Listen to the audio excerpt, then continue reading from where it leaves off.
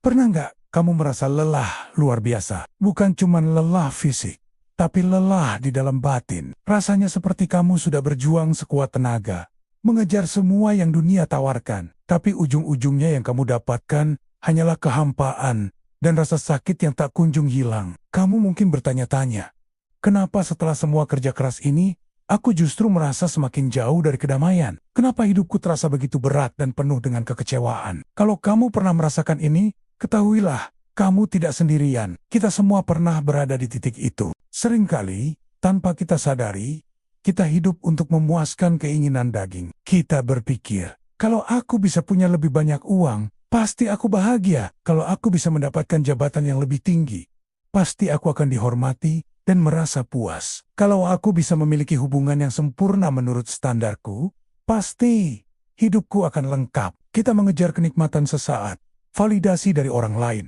dan rasa aman yang dibangun di atas hal-hal duniawi. Kita bekerja mati-matian, terkadang mengorbankan waktu bersama keluarga, mengabaikan kesehatan, bahkan melupakan hubungan kita dengan Tuhan. Semua demi memuaskan keinginan itu. Awalnya mungkin terasa menyenangkan. Kita mendapatkan apa yang kita mau. Kita merasa bangga. Kita merasa di puncak dunia. Tapi anehnya, perasaan itu tidak bertahan lama. Seperti minum air garam di tengah lautan. Semakin kita minum, semakin kita merasa haus.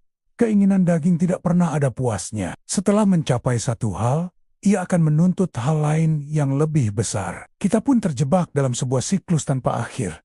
Mengejar, mendapatkan, merasa hampa, lalu mengejar lagi dengan lebih keras. Dan di tengah semua pengejaran itu, yang tersisa seringkali adalah kelelahan jiwa, stres, kecemasan, hubungan yang rusak, dan hati yang terasa kering kerontang. Itulah yang terjadi ketika kita membiarkan keinginan daging menjadi tuan atas hidup kita. Kita mengira sedang menuju kehidupan, padahal sebenarnya kita sedang berjalan menuju kematian rohani yang perlahan-lahan mematikan sukacita dan damai sejahtera kita. Disinilah firman Tuhan memberikan sebuah peringatan yang sangat jelas dan kuat untuk kita renungkan bersama dalam Roma 8 ayat 6. Firman Tuhan berkata, karena keinginan daging adalah maut, tetapi keinginan roh adalah hidup dan damai sejahtera. Coba kita renungkan sejenak ayat yang singkat namun sangat dalam ini. Keinginan daging adalah maut. Kata maut di sini bukan hanya berbicara tentang kematian fisik di akhir hidup kita. Ini adalah sebuah kematian yang kita alami setiap hari. Kematian sukacita, kematian damai sejahtera, kematian hubungan yang tulus, kematian harapan ketika kita hidup hanya untuk memuaskan ego, kesombongan, hawa nafsu dan ambisi pribadi. Kita sebenarnya sedang menabur benih-benih kehancuran dalam hidup kita sendiri. Hasilnya adalah kekacauan batin, kecemasan yang konstan, dan perasaan terisolasi, bahkan di tengah keramaian sekalipun. Tapi lihatlah bagian kedua dari ayat itu. Firman Tuhan tidak berhenti pada peringatan.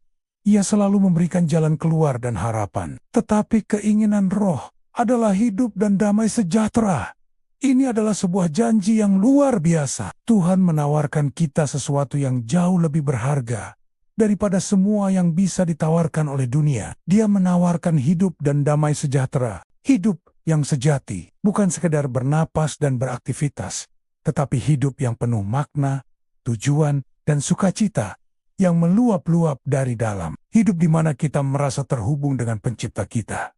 Dan damai sejahtera. Ini bukan sekedar ketenangan, karena semua masalah hilang. Ini adalah damai sejahtera dari Tuhan yang melampaui segala akal, yang menjaga hati dan pikiran kita, bahkan di tengah badai kehidupan sekalipun. Damai yang tidak bisa dibeli dengan uang, atau diraih dengan jabatan. Jadi, bagaimana caranya kita beralih dari keinginan daging menuju keinginan roh? Ini adalah sebuah pilihan sadar yang kita buat setiap hari. Dimulai dengan hal-hal kecil. Saat kamu tergoda untuk marah, kamu memilih untuk berdoa memohon kesabaran. Saat kamu ingin membalas kejahatan dengan kejahatan, kamu memilih untuk mengampuni seperti Kristus telah mengampunimu. Saat kamu merasa cemas akan masa depan, kamu memilih untuk menyerahkan kekhawatiranmu kepada Tuhan dan percaya pada pemeliharaannya. Ini bukan berarti kita akan langsung menjadi sempurna. Kita akan jatuh bangun. Tetapi setiap kali kita memilih untuk mendengarkan suara Roh Kudus daripada tuntutan daging, kita sedang melangkah menuju kehidupan dan damai sejahtera yang Tuhan janjikan. Kita sedang mengizinkan Tuhan untuk mengubah kita dari dalam keluar. Ingatlah ini baik-baik.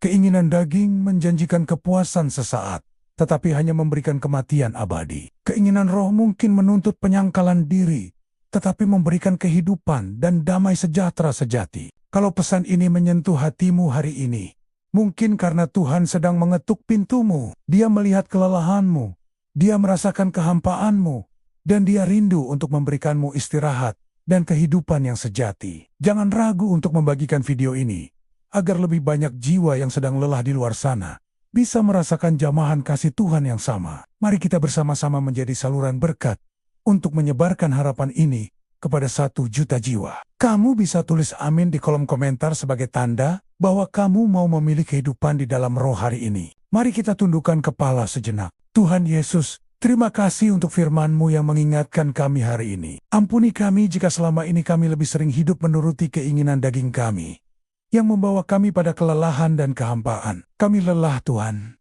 Hari ini, kami memilih-Mu. Kami memilih kehidupan dan damai sejahtera yang Engkau tawarkan. Pimpinlah setiap langkah kami oleh Roh-Mu, agar hidup kami tidak lagi sia-sia, tetapi menjadi sebuah kesaksian yang memuliakan nama-Mu. Terima kasih Tuhan. Di dalam nama Tuhan Yesus, kami berdoa. Amin. Tuhan memberkatimu.